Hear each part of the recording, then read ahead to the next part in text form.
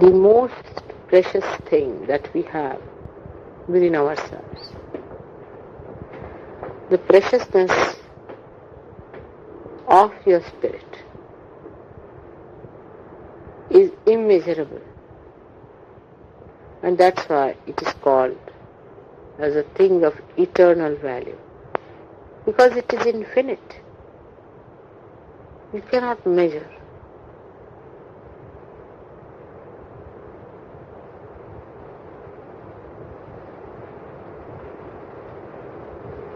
Now,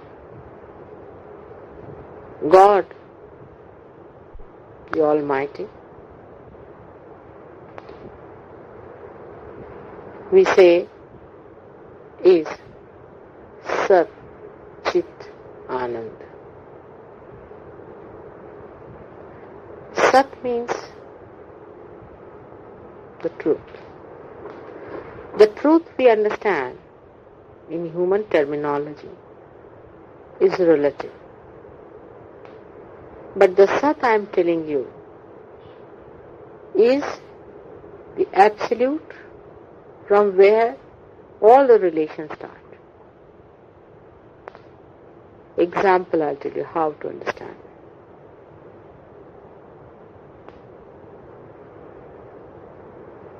This earth has got oceans and rivers and all kinds of waters, you can say.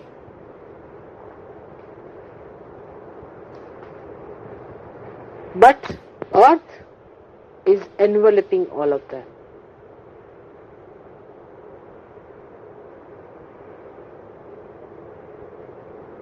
If the Mother Earth was not there, there could not have been any of these existing. So we can say that Mother Earth is the support of all the things that exist on her. She is enveloping us. In the atoms she exists. In the big mountains she exists. Because the elements are part of that earth. In the same way, God Almighty, the Sat part of Him, the truth, is the support of all the things that are created or not created. Another example you try to understand. How the Sat is the Purusha, is the God, who does not take actual part in the creation itself, but is a catalyst. The example can be like this, that I am doing all the work, I am creating everything, but I have a light in my hand. Without the light, I cannot do anything. Light is the support of my work. But the light does not in any way do anything about what I do. In the same way, God Almighty is just a witness, like a light. But his another quality is his chitta, is his attention. When it is excited, in Sanskrit there's a very good word, spurad, is pulsates. When it pulsates, his attention when it pulsates, then through his attention he starts creating. And he has third quality which we call as Anand. Anand is the feeling of joy that he gets by his perception, by his creation. The joy that he gets. All these three things, when they are at a 0 point where they meet, then they become the principle of Brahma, where these three things are one, where there is complete silence. Nothing is created, nothing is manifested, but the joy is one with the attention. Because attention has reached and merged into joy, and joy has become one with the truth.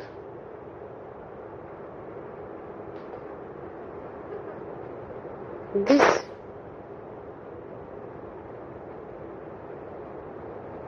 combination of three qualities separate and create three types of phenomena. The Anand, the joy,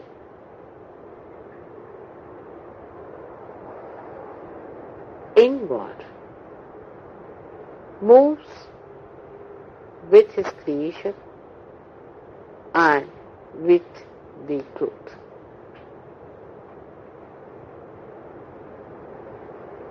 When the joy starts moving with the creation starts moving down from first the truth stage to asat, from sat to untruth, to maya, to illusion. And that time the creation starts on the right hand side. The creative forces start working out, and when it starts working out, the joy in it, which is on the left hand side, is the emotional side of God, also starts becoming grosser and grosser. The creation starts becoming grosser, and the joy in it also starts becoming grosser.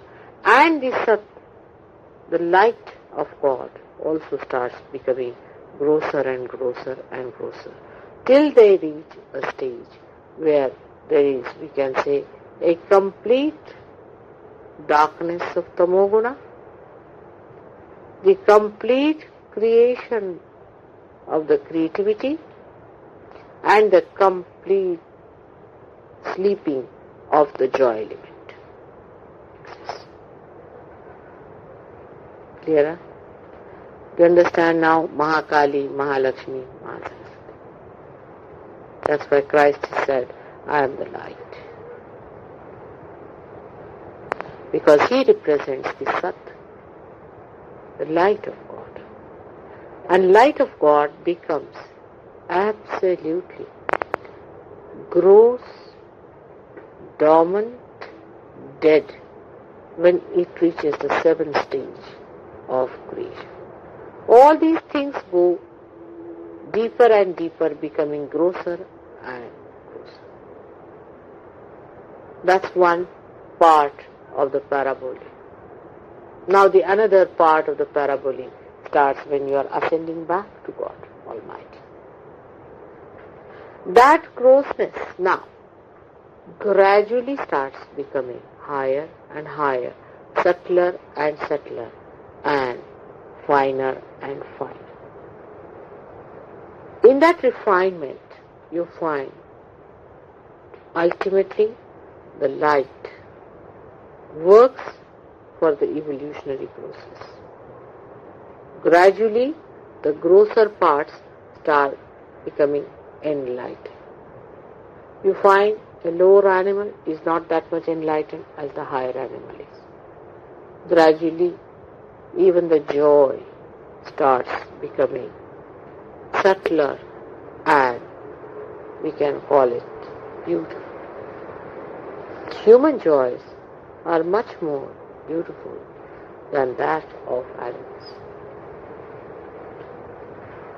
So the joys also start changing their manifestation, in the sense you start seeing more and wider range of joy comes into your hand. For example, to a dog, beauty has no meaning. Decency has no meaning. So at a stage when you are a human being, to that extent you develop your sat, which is awareness. To that extent you also develop your joy, and to that extent you also develop your creative action. Now you see how the creativity of God passes into the hand of man when he turns round.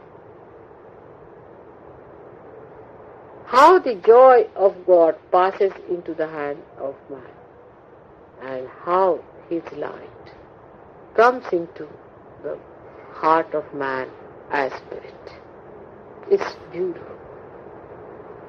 And at that stage, when you have become a human being, people say human beings have a soul. Not that others do not have, but the light starts burning in a human being only. Because of that light, we talk of religion, we talk of God, and we talk of eternal things. But it's a very precarious stage that is to be human beings. Because at this stage, you have to jump only a little bit that side while you start jumping this side and that side. Because this jumping is not possible unless and until the awareness reaches that stage where you become independent, and in that independence you find your own glory. This is the position. Because your glory cannot be yours unless and until you are independent. As long as you are slaves or under bondage of something that is gross, how can you enjoy that eternal joy that is within you? So it is for you to expose yourself more to that joy by opening out yourself more and more, getting subtler and cleaner, so that you feel that joy.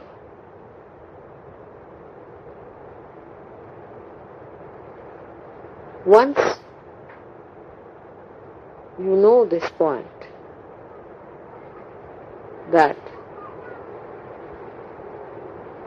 after getting self-realization, unless and until these three things start merging together,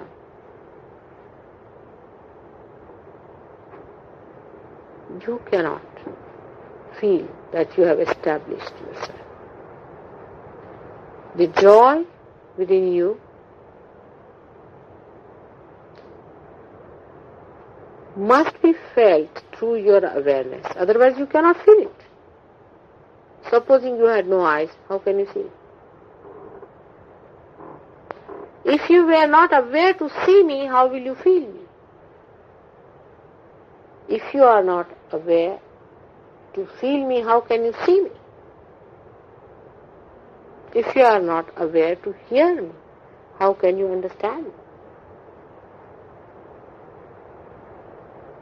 And once that awareness comes to you,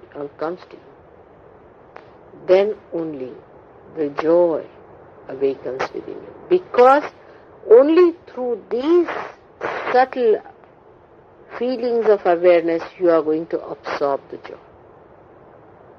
As just now you felt him and you said, oh, what a beautiful thing it is. You felt very happy. You are feeling the joy of this creation that is taken. And man is the summit of creation. But only the crowning part is such a little thing. Very little it is. It's a very little distance. It crosses in no time. But only thing is that these three things have to be combined. And that's why I find that even you get realization, you do not feel the silence because you have not become the light. You do not feel the joy because you have not become the Anand. That is the left side of yourself. In everything there is joy. As human beings only you start seeing joys in the patterns. You see a tree bark, you open it out, you see the patterns. You call it the veneer, you call it the roughness and the smoothness and the harmony of it. You start seeing in the matter the joy of its creation. But now, after realization, you start feeling the joy of creation. The summit of creation is the human being. And that's why for a Sahaja, you must realize that if he tries to be, say, friendly or interested or involved in a person who is at a lower level, he can never get joy from that person. Only thing what he can do is to raise that person higher to his own level and make him also feel the same joy as you are getting. Supposing a man who is an artist marries a blind girl, what's the use? She cannot enjoy the art created by this man. In the same way, if you are interested, say, in your family people, in your relations, in your friends, the first thing and the highest and the greatest thing that you can give is to give them self-realization, means the joy of your spirit. Expose them to the joy of their spirit, which is the most precious thing. And this is the reason why people flicker and they fiddle and they feel uneasy. They lose their joy very easily at the small thing that has passed away, finished. It's like the ocean before you. And I am there and I want you all to come into it and enjoy. It is all for you. The whole thing was created for your enjoyment. You have to become subtler and subtler. We are wasting a lot of time here on very gross things. You have noticed it.